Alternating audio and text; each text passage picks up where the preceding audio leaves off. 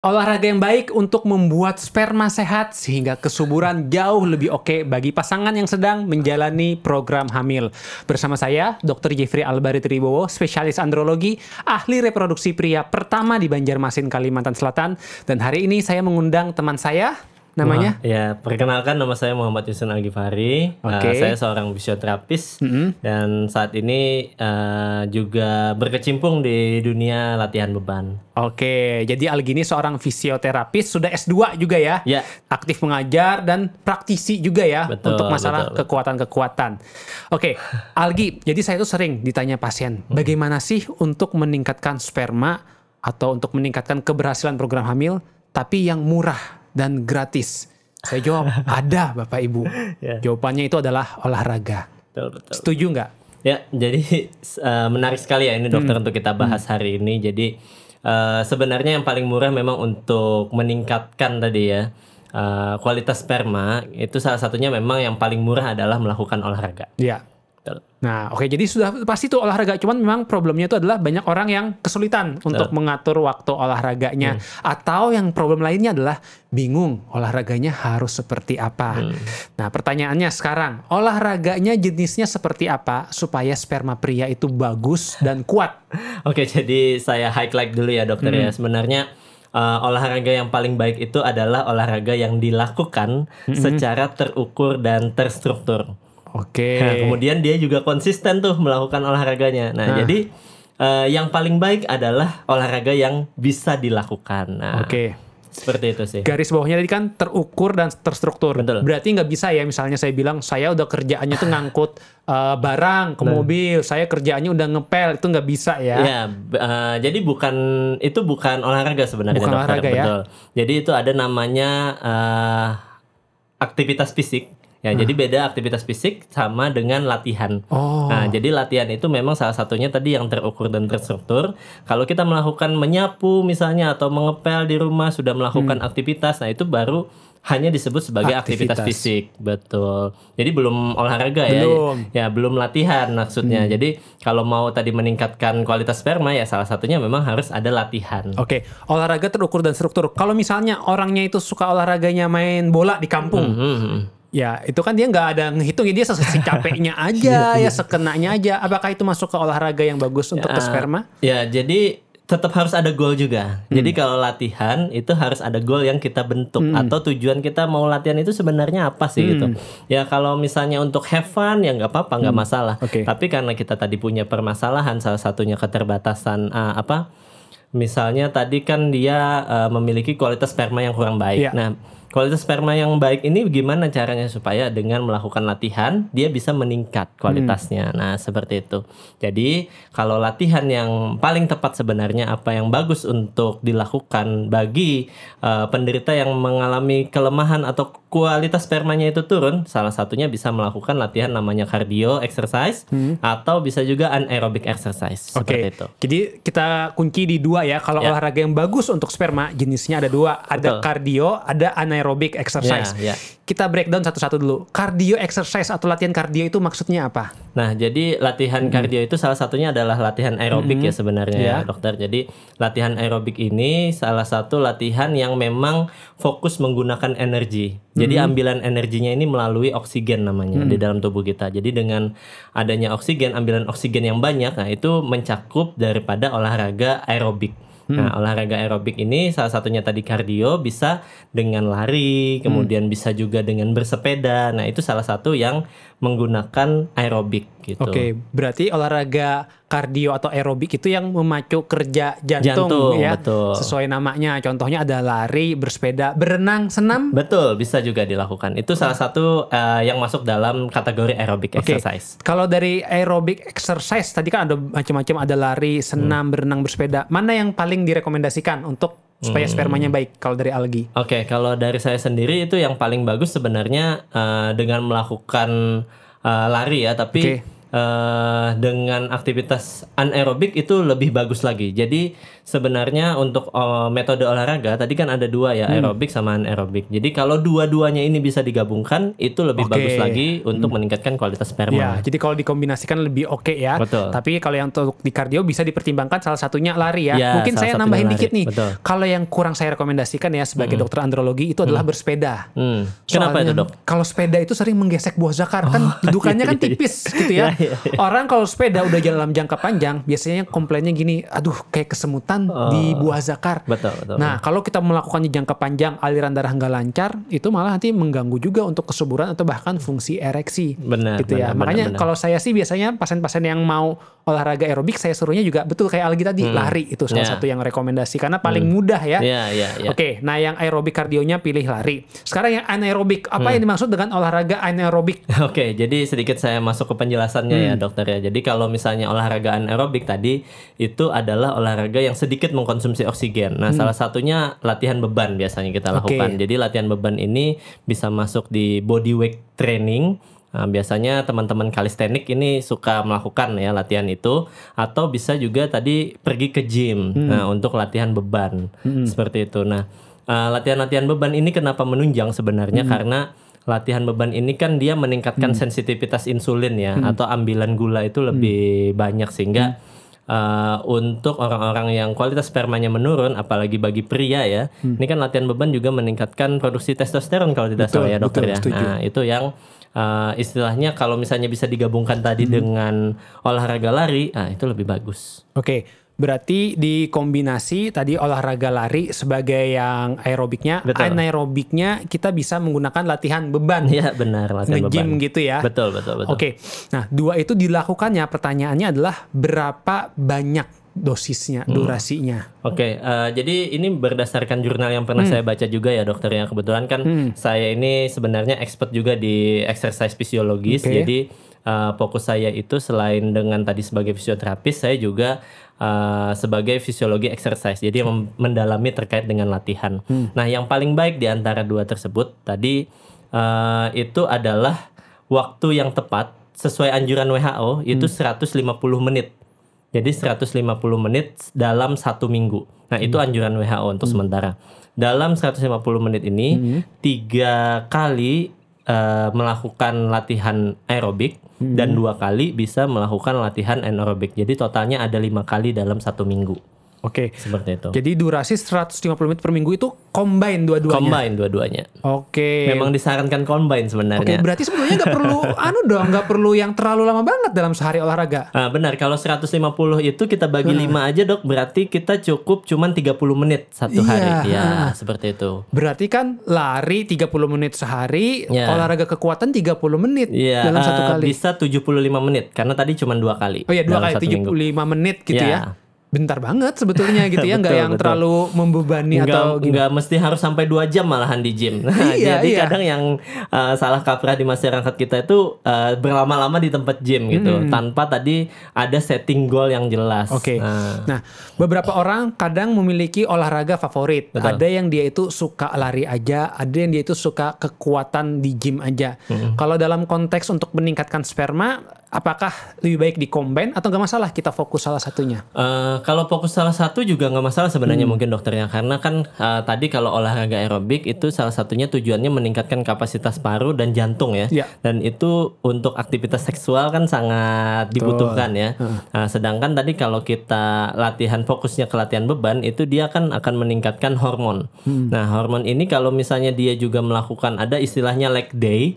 Nah leg day untuk orang-orang di tempat gym itu biasanya meningkatkan apa ya ceritanya, syahwat lah ceritanya bagi seorang pria ya. Akhirnya itu juga bagus buat kualitas sperma. Seperti itu. Nah ini betul ya, jadi ini rahasia umum di tempat gym ya. Jadi kan saya cukup akrab dengan beberapa personal trainer di gym ya. Mereka cerita tiap habis leg day itu bawaannya sangenya lebih tinggi katanya, performa di ranjangnya lebih kuat. Itu penyebabnya karena apa aja tadi Algi? Hormon? Ya sebenarnya hormon. Kemudian kan kalau kita latihan kaki itu mengkontraksikan otot-otot di area kaki ya, dan itu bagus juga untuk memompa aliran darah dari bawah ke atas jantung. Nah itu membantu aktivitas itu sebenarnya. Akhirnya ereksinya lebih bagus gitu ya? Mungkin ereksinya jadi lebih bagus ya sebenarnya. Kalau orang rajin leg day, ejakulasinya akan lebih baik juga nggak? Nah, itu mungkin dokter yang lebih tahu nih kalau terkait dengan ejakulasi dan ereksi ya. Tapi memang akhirnya ketika dia berfokus pada latihan kaki, itu metabolisme pasti meningkat. Oke, karena kan selama ini kalau kita mau optimalkan ejakulasi, optimal itu di daerah panggul ya sebetulnya otot-ototnya ya. Nah, biasanya kalau otot panggulnya oke, durasi ejakulasinya itu jadi lebih lama gitu ya. Berarti kalau orang leg day kan ada panggulnya juga ya biasanya Algi ya. Betul. Jadi full dari pinggang sampai dengan area bawah kaki. Itu membantu banget juga ya berarti untuk fungsi seksual. Makanya kalau cowok-cowok ingin supaya performanya oke, spermanya juga dapat bagus, juga harus latih kekuatan terutama di daerah leg day kakinya itu tadi ya. Dan ya kalau bisa tentu dikombinasikan akan lebih baik ya. Nah, pertanyaannya, itu tadi olahraga yang bagus durasi totalnya 150 menit per minggu. Kalau misalnya nih kita bahas dulu, terlalu sedikit gimana? Misalnya dia olahraganya cuma bisa 60 menit dalam seminggu. Sebenarnya kalau dia melakukan cuma 60 menit sebagai adaptasi latihan itu nggak masalah dokter. Jadi yang datang ke tempat kita itu banyak juga. Saya ini sebenarnya harus latihan berapa lama sih sebenarnya? Saya pasti menekankan dan selalu saya sampaikan bahwa latihan itu yang bisa dikonsistenkan. Jadi dia bisa melakukan secara konsisten aja dulu. Nah, secara konsisten dilakukan, kemudian terukur tadi selama 30 menit dalam satu hari. Nah, itu sudah bagus sebagai adaptasi dari bentuk latihan. Jadi bentuk latihan pertama adalah proses adaptasi. Nanti setelah tubuh itu beradaptasi, maka akan terbentuk tadi namanya habit atau kebiasaan dalam melakukan aktivitas olahraga. Nah, dengan habitnya itu tadi akhirnya akan meningkatkan salah satunya kualitas sperma. Gitu. Berarti misalnya bagi orang yang seumur hidup dia tidak pernah olahraga nggak masalah ya. Nggak masalah, mulai saja dulu. 60 menit per minggu sampai nanti tercapai 150 menit per minggu. Jadi kalau dari terlalu rendah nggak masalah, nanti tinggal diadaptasikan. Tapi kalau terlalu sering kebanyakan, karena ada orang yang mungkin dia maniak sekali dengan olahraga gitu ya. Betul. Anggaplah mungkin dia jadi 300 menit per minggu atau mungkin jadi terlalu lebih kadang gitu ya. Itu seperti apa? Jadi sekarang tuh banyak banget juga yang FOMO ya sama olahraga. Jadi karena lihat temennya ada yang update tentang lari, akhirnya yang ngikutin lari juga gitu. Padahal sebenarnya olahraga itu semuanya bagus dilakukan ya. Makanya tadi perlu namanya terukur dengan terstruktur. Jadi kalau misalnya dia overtraining, itu berdasarkan jurnal yang pernah saya baca malah sisinya sangat negatif untuk kualitas sperma. Jadi memang ada yang high intensity ya. Jadi olahraga itu ada yang eksplosifnya atau exposure-nya, tekanannya terlalu berlebihan. Bagi beberapa orang malah menurunkan kualitas sperma. Begitu dokter. Nah, yang definisi overtraining itu berapa sih kategori yang kita masuk overtraining? Overtraining ini sebenarnya bisa dinilai tadi dari adaptasi kita, adaptasi tubuh dalam melakukan latihan. Jadi ada juga orang yang misalnya mungkin sebelumnya dia tidak terbiasa ya melakukan latihan, dia melakukan 1 atau 2 kali secara berturut-turut, akhirnya menimbulkan yang namanya DOMS misalnya. Nah, DOMS itu kan salah satu bagian juga dari adanya sinyal dari tubuh bahwa ini belum sanggup loh saya terima. Saya potong dikit. DOMS itu boleh dijelaskan nggak apa? Nah, jadi DOMS itu kalau bahasa kita ini kenyam-kenyam ya di area kram tuh ya mungkin kram bahasanya ya, tapi pegel. Ya mungkin pegel habis olahraga. Betul. Pegel setelah olahraga. Jadi DOMS ini kan namanya kalau secara panjangnya delay onset muscle soreness. Jadi itu adalah biasanya bentuk daripada sinyal tubuh ketika menerima adanya latihan. Kalau bagi yang pemula pasti dia besoknya langsung pegel-pegel rasanya. Nah itu, dan itu kalau tidak sampai dari 3 hari itu masih aman aja dokter. Kalau lebih dari 3 hari, itu berarti kemungkinan patologis atau tadi ada overtraining. Tapi saya kan baru olahraga yang rutin kan anggaplah 2-3 tahun ini ya. Pertama kali habis nge-gym itu badan sakit semua. Sakit. Berasa tertampar ya. Ya sakitnya mungkin kira-kira 3 harian ya. Tapi setelah saya rutin olahraga, besoknya nggak ada sakit sama sekali. Tapi pernah sewaktu-waktu ya, saya itu anggap nih nggak bisa olahraga 1 bulan karena ada kesibukan. Olahraga lagi, sakit lagi tuh besoknya. Jadi sebetulnya sakit ini normal nggak sih? Nah, tujuan daripada latihan itu kan sebenarnya merusak otot ya dokternya. Jadi tujuannya merusak otot demi kebaikan sebenarnya. Jadi ketika otot ini rusak dengan cara yang terukur, dia akan menimbulkan efek yang baik juga untuk tubuh. Jadi memang bagi para pemula ini sulit banget buat kita jelasin pertama kali bahwa ketika mereka pertama kali latihan pasti sekali itu akan mengalami yang namanya tadi DOMS atau krenyam-krenyam lah di area kulit, dan itu sebenarnya masih dalam batas normal sebagaimana upaya tadi adaptasi latihan. Nah, adaptasi latihan sendiri tuh bisa sampai 4 sampai 8 minggu. Jadi 1 sampai 2 bulan itu orang baru pertama kali dia mengalami namanya adaptasi.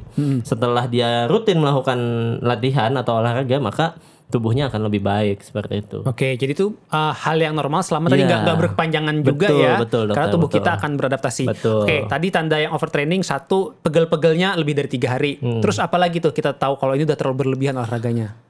Biasanya sih sistem imun kita menurun ya. Jadi kita itu mudah sakit. Nah, jadi jangan sampai juga latihan atau olahraga itu malah membuat sistem imun kita menurun. Jadi kalau dari beberapa penelitian waktu saya belajar itu ada namanya kurva J. Nah, jadi kurva J itu adalah posisi di mana tubuh kita itu cuman bisa menerima sampai sebatas ini loh. Kalau kamu berlebihan, ini malah akan menimbulkan overtraining. Nah, di saat-saat inilah yang paling dipentingkan dari unsur latihan itu adalah waktu dari istirahat.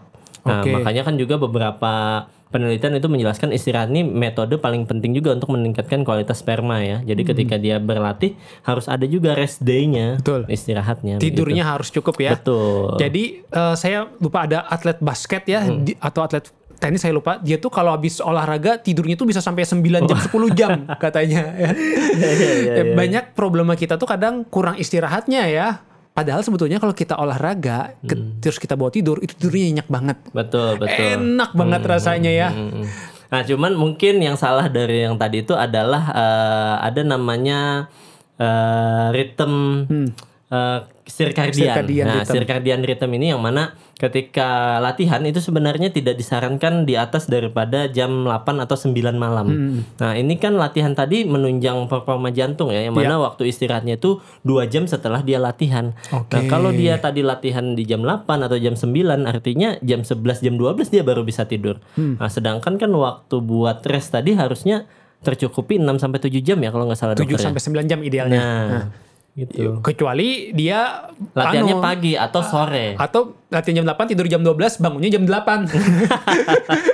Ya pegawai siang, pegawai malam gitu ya. Nah, tapi yang jadi masalah kadang yang datang ini adalah orang-orang kantor kan yang jam 6 harus sudah absen. Nah, itu pasti akan cukup kendala banget ya. Betul, makanya jadi kita harus mengatur olahraga itu jangan terlalu dekat dengan jam tidur juga ya. Berarti Algi ya. Betul. Nah, kembali lagi masalah overtraining. Berarti overtraining itu sangat subjektif sekali, tiap orang beda-beda ya. Betul, tiap orang beda-beda. Tergantung tadi dia adaptasi tubuhnya seperti apa. Bagaimana dia bisa menerima latihan tersebut atau memang sudah melakukan pemanasan sebelumnya. Nah, itu juga penting. Sehingga yang bisa disampaikan bahwa overtraining ini adalah buktinya itu biasanya dari heart rate-nya. Jadi kalau ketika kita latihan itu kan ada juga zona-zonanya ya, zona-zona latihan. Nah, yang mana threshold zonanya ini jangan sampai berada di zona 5 atau sekitar 160 sampai dengan 180 heart rate. Nah, itu sudah overtraining. Nah, kalau misalnya nih, berapa zona heart rate yang bagus untuk kita supaya spermanya oke dan fungsi seksual baik nih? Nah, jadi kalau yang pernah saya baca itu kualitas yang paling baik untuk sperma sebenarnya adalah latihan dengan durasi intensitas sedang menuju ke tinggi. Jadi cukup di intensitas sedang ke tinggi saja. Jadi tidak boleh sampai tinggi ke overtraining itu jangan sampai. Jadi intensitas sedang ke tinggi tadi itu adalah batas maksimalnya, berarti kita berada di zona heart rate 130 sampai dengan 160. Seperti itu. Jadi itu yang dijaga ketika latihan ya. Betul, jadi di treadmill kalau misalnya heart rate-nya rendah cuman 80-90 kita cepetin lagi supaya dapat 130-160. Tapi ada pengaruh usia nggak? Misalnya kalau pada orang-orang yang usia muda mungkin heart rate-nya lebih aman, lebih tinggi. Kalau yang dia udah usia tua 40 masih mau program hamil mungkin lebih rendah, ada pengaruhnya nggak? Nah, jadi sebenarnya bagusnya itu memang kita melihat dari total heart rate ya. Jadi memang disarankan ketika saya biasanya ada pendampingan coaching untuk beberapa klien saya itu kita gunakan smartwatch namanya. Nah, smartwatch ini bantu dampingi buat memantau tadi heart rate-nya udah cukup tinggi kah atau sudah masuk zona sedangkah. Nah, karena kita bisa nilai di situ. Oh, ini latihan mereka masih belum terlalu kuat. Oh, ini latihan mereka sudah terlalu tinggi nih. Nah, di situ kita bisa mendetek bahwa oh, ini latihannya sudah masuk di intensitas sedang, berarti cukup aja dilakukan dan lakukan selama 30 menit tadi. Gitu. Berarti dari smartwatch itu kita bisa tahu ya udah masuk ke zona yang sedang mau ke tinggi itu ya. Betul. Kalau menurut Algi, smartwatch itu salah satu investment yang penting nggak sih untuk menunjang olahraga? Sebenarnya ini bukan promosi ya, tapi memang salah satu yang menunjang kalau kita melakukan latihan karena kita bisa mengukur tadi kualitas diri kita ketika latihan itu sebatas mana kemampuannya. Kalau misalnya sudah masuk di zona merah ya saran saya tidak. Kita mungkin berhenti atau menurunkan intensitasnya. Seperti itu. Oke, jadi itu untuk memonitoring tubuh kita gimana sih dalam olahraganya gitu ya. Nah, itu tadi untuk olahraga yang tidak baik untuk kesuburan pria itu adalah yang overtraining ya. Selain itu ada nggak sih pertimbangan olahraga lain yang mungkin juga kurang baik nih untuk kesuburan? Tadi kan sepeda ya kalau dari saya, ada lagi nggak kalau dari Algi? Mungkin kalau untuk latihan beban biasanya yang bebannya terlalu berat itu dokter. Nah, mungkin itu bisa menyebabkan beberapa masalah-masalah khusus ya teknis di bidang kesuburan pria mungkin. Oke. Ya, atau mungkin ada pengalaman dokter nggak pasien dokter? Jadi kalau pasien-pasien yang datang ke saya ya cowok-cowok yang program hamil, salah satu penyakit penyerta yang cukup sulit yang saya temuin itu adalah adanya kondisi penyakit namanya varikokel. Varikokel itu bahasa awamnya adalah varises tetapi di buah zakar. Jadi pembuluh darah di daerah buah zakarnya itu kayak terhambat, aliran kembali ke tubuhnya itu terhambat sehingga akhirnya di situ radikal bebas meningkat, suhunya jadi kurang stabil dan mengganggu kesuburan ya. Nah, varikokel ini ya kalau secara teori penyebabnya satu itu adalah faktor genetik, keturunan gitu ya. Nah, yang data lain menunjukkan varikokel ini diperberat kalau kita sering mengangkat beban-beban berat. Gitu. Nah, pertanyaannya sekarang nih, kadang kan pasien datang dengan saya, dia kondisinya mau program hamil tapi ada varikokel, varises buah zakar. Apakah dia boleh olahraga beban berat kalau dari Algi nih? Kalau dari saran saya sebenarnya dokter, mungkin lebih baik pertama kali itu konsultasikan dulu dengan dokternya ya, dokter andrologi khususnya mungkin sama dokter Jeffrey terkait bagaimana bagusnya melakukan latihan beban. Nah, kalaupun misalnya dia sudah punya resiko penyakit seperti yang disebutkan tadi, itu dia mungkin bisa menurunkan intensitas latihannya. Jadi walaupun dia sudah mungkin sudah sering latihan ya, tapi dengan intensitas yang berat. Nah, intensitasnya itu yang mungkin diturunkan. Mungkin dia dulu bisa mengangkat 200 kilo, ya diturunkan 150 sampai 100. Tujuannya untuk apa tadi? Memperbaiki dulu secara bertahap. Nah, memperbaiki supaya tadi sesuai dengan goalnya. Kalaupun nanti dia adalah seorang atlet, ya secara bertahap setelah dia punya keturunan mungkin ya dokternya dia mau lagi menaikkan performanya ya latihan kembali seperti itu. Betul tuh, saya setuju banget yang Algi sampaikan. Jadi pasien-pasien saya yang biasanya udah rajin olahraga, saya bilang dimodifikasi dulu deh olahraganya, jangan yang ngangkat beban berat. Saya sarankan biasanya sih berenang atau larinya, atau kalau di gym itu jangan yang terlalu mengejan gitu ya. Karena kan cari alat yang gak terlalu bikin kita mengejan banget ya. Karena kalau mengejan itu kan takutnya bikin varikokelnya makin berat khawatirnya gitu ya. Kalau dari Algi ada tips-tips lagi gak nih buat orang-orang yang penderita varikokel? Karena cukup sering nih tips olahraganya. Jadi kalau misalnya memang sudah terkena varikokel ya dokter ya. Jadi saran saya sih untuk yang memang dia sudah mulai latihan beban, latihanlah dengan tadi intensitas yang terukur. Jadi kita coba mulai menurunkan egonya. Jadi biasanya di tempat gym itu kan banyak ego lifting ya. Jadi egonya itu diturunkan sedikit. Gunanya untuk apa tadi? Gunanya kita supaya tadi tujuannya adalah meningkatkan kesuburan dulu. Nah, setelah perbaikan, kalaupun dia atlet misalnya mau ada prestasi, silahkan diulangi lagi latihannya. Tapi setelah goal yang sebelumnya itu tercapai. Nah, kemudian selain mengganti intensitas, mungkin metode latihannya bisa berfokus tadi pada latihan-latihan yang tidak condong membebani atau menambah berat perikokelnya itu. Seperti itu. Walaupun dia misalnya memang saya mencintai gym nih, saya nggak mau kalau nggak latihan di gym, kan ada juga seperti itu dokter. Jadi tetap saja latihan, tapi intensitasnya yang kita kurangi. Jadi biasanya sih kalau pengalaman saya menangani pasien dengan varikokel ya, dia itu biasanya udah ngerasain loh. Pada yang gangguan-gangguan yang lumayan berat ya derajatnya, mereka ngerasain kalau habis olahraga ngangkat beban berat, khasnya itu di daerah buah zakarnya kayak pegel, kemeng. Ya. Ketika posisi tiduran baru hilang.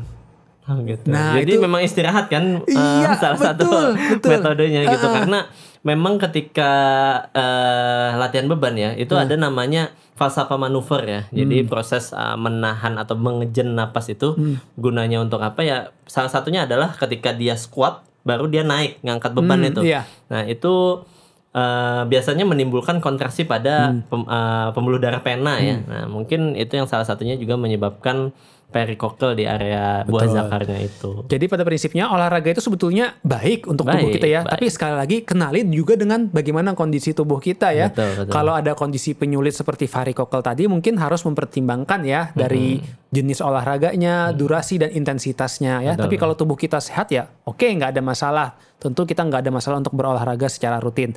Nah sekarang saya akan membahas sebuah hal yang cukup sering saya temuin di dunia olahraga dan itu berdampak buruk ke sperma. Yaitu adalah penyalahgunaan steroid.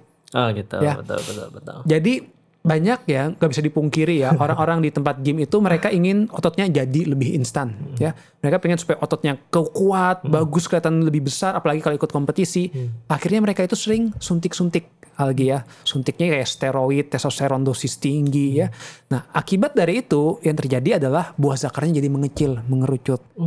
Karena buah zakarnya mengerucut, spermanya menjadi rusak atau bahkan menjadi hilang ya. Sama sekali ya. Hilang sama sekali. Betul dia kuat apa segala macam, tapi tadi spermanya menjadi rusak. Nah yang satu hal lagi yang sering kelewatan bagi orang adalah banyak suplemen-suplemen fitness itu didapatnya secara ilegal, Algi. Betul. Jadi mereka nggak lulus BPOM ya, ngambil dari luar negeri, kadang produk-produk black market nyari yang murah, nggak jelas segala macam. Mereka klaim ini isinya ekstrak-ekstrak tumbuhan segala macam. Ketika saya cek, loh kok spermanya rusak, testosteronnya juga terlalu tinggi banget di atas nilai normal. Ketika saya stop suplemennya, testosteronnya normal pada pasien tersebut. Nah ini menunjukkan kalau suplemen itu banyak loh, suplemen-suplemen tidak terstandar yang ternyata mengandung anabolik steroid secara diam-diam ya. Betul. Nah kalau dari Algi sendiri gimana nih kalau misalnya orang-orang yang dia pengen membesarkan otot ya, tapi dia mungkin mau konsumsi suplemen yang nggak jelas atau mau menggunakan suntik-suntik, ada nggak sih tipsnya supaya yang amannya untuk sperma seperti apa? Jadi sebenarnya ini banyak sekali ya dokter terkait dengan hal itu dan agak sensitif sih kalau kita membahas di dunia perfitnessan ya, karena ini kan menjadi salah satu upaya branding ya dari beberapa orang untuk menggunakan beberapa obat tadi atau suntikan. Tujuannya untuk apa? Karena mungkin mereka pada saat itu ingin ikut kompetisi. Jadi mereka wajar melakukan itu ya. Atau tadi ada personal branding yang ingin mereka capai. Mereka kan sebagai personal trainer pasti punya identitas ya terkait dengan itu. Sehingga mereka juga membutuhkan itu. Tapi kalau tujuannya memang fitness atau tujuannya adalah meningkatkan kebugaran, saran saya sih memang kita berlatih secara natural aja. Latihan secara natural, coba konsisten, dapatin makanan-makanan yang memang fokusnya bukan ultra processed food gitu. Jadi memang tujuannya salah satunya yang tinggi protein, tinggi serat, seperti itu dokter. Kalau dengan natural mungkin gak sih otot kita besar ya? Seperti yang kekar gitu, itu mungkin gak sih? Sebenarnya tergantung ya. Jadi ada beberapa yang memang faktor genetik juga menjelaskan bahwa orang ini memiliki testosteron yang lebih dominan atau lebih tinggi sehingga ketika dia berlatih, latihannya 2 kali sehari biasanya, nah itu bisa jadi kemungkinan meningkatkan massa ototnya. Tapi kalau yang untuk secara instan itu sejujurnya saya kayaknya kurang percaya kalau itu natural gitu. Kalau dia secara 1 bulan atau 2 bulan udah jadi badannya, itu perlu kita pertanyakan dokter. Nah itu jadi memang nggak mungkin kalau kita mau otot besar secara instan, ya pasti mereka akhirnya penyalahgunaan anabolik steroid tadi ya. Tapi yang mau saya sampaikan nih ya, pada pasien-pasien yang menjalani program hamil, spermanya jelek ya, saya sering melakukan pemeriksaan hormon testosteron. Kadang saya temuin hormon testosteronnya itu rendah banget. Saya terapi penambahan hormon testosteron, tetapi saya pilihkan obatnya itu yang bisa meningkatkan testosteron, tapi aman untuk spermanya. Ada seperti itu. Bahkan ada pasien saya ya, ketika dia konsumsi obat tersebut dan rutin olahraga, dia bilang, otot saya jadi lebih baik dok. Ya, kalau itu saya nggak ada masalah, silahkan aja, karena itu kan sebagai bonus tambahan ya, dan juga kita dalam monitoring. Ya, nah ini kesalahan banyak orang ya, terutama yang ketika mereka gemar olahraga suntik-suntik. Jadi ada perbedaan namanya terapi testosteron atau TRT dengan penyalahgunaan steroid. Kalau penyalahgunaan steroid adalah mereka meningkatkan testosteron di atas nilai normal, tanpa obat-obat yang terstandar gitu ya, tanpa monitoring yang jelas, yang penting penampilannya oke. Tapi kalau dengan dokter terapi TRT, kuncinya kita adalah monitoring dan menggunakan obat-obat yang resmi. Hampir setiap bulan, 2 bulan, 3 bulan sekali kita cek hormonnya seperti apa. Ada efek samping apa enggak. Terlalu tinggi kita turunkan. Saya nggak mau menjaga testosteron sampai terlalu tinggi banget, saya nggak suka juga. Karena biar bagaimanapun hormon testosteron itu seperti pedang bermata dua. Terlalu rendah nggak bagus, terlalu tinggi juga jelek. Ya, dan memang testosteron ini pengaruh banget ya bagi pria ya, untuk yang misalnya dia melakukan latihan atau aktivitas fisik misalnya, efeknya baik untuk otot gitu. Jadi kalau di perempuan itu hormonnya estrogen ya biasanya. Ya, ada estrogen. Dan itu kenapa cewek-cewek juga jangan sampai takut dia berotot, karena memang struktur tubuhnya atau hormonnya itu nggak ada pembentukan otot kalau dia melakukan latihan. Jadi padahal latihan pun juga bagus buat perempuan, nggak hanya untuk laki-laki. Tapi kadang perempuan itu berpikirnya tadi ketika dia latihan dia akan berotot, padahal yang membentuk otot tadi kan hormon testosteron gitu ya. Jadi di perempuan tuh ada testosteron tapi 1/10-nya pria. Sangat-sangat kecil banget gitu ya. Jadi dia nggak usah khawatir nanti malah jadi berotot seperti pria, enggak ya. Tapi secara garis besar olahraga itu sebetulnya baik laki-laki dan perempuan tuh bagus banget ya untuk kesuburan itu. Bahkan ada pasien saya yang cerita dia tuh sempat gangguan haid, siklus haid yang nggak teratur, hormonnya berantakan. Setelah olahraga kekuatan, nge-gym rutin, malah jadi bagus dia cerita haidnya ya. Betul. Makanya sebetulnya olahraga yang paling baik sekali lagi itu adalah olahraga yang kita lakukan secara terukur dan terstruktur. Semoga itu bisa membantu untuk program hamil lebih optimal. Terima kasih sudah menyaksikan.